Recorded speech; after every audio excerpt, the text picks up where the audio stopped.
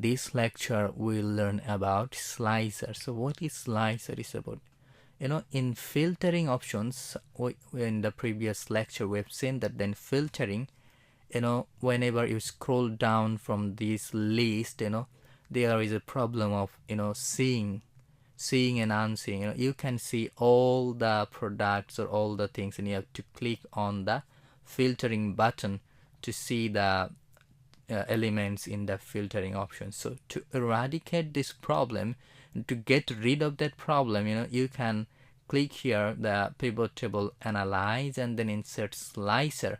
So here in the slicer you can add, like suppose I'm ticking on the product. So here after clicking on OK, you can see all the products. You can see all the products here. So the things, the products, that has been ticked, colored here, that we have the data in this pivot table. We have the data related only the colored product. So if we want to know the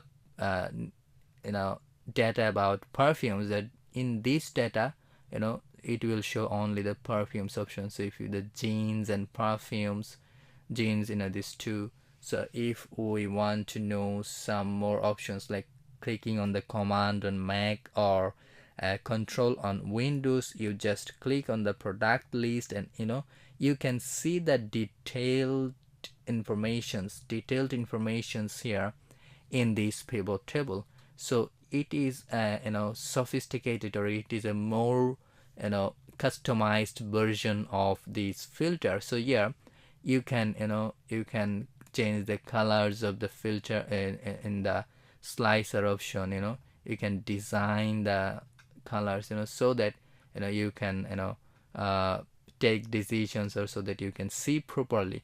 So by this way we can use slicer for shooting, for collecting our data to take more calculative decisions. So that's all for this lecture.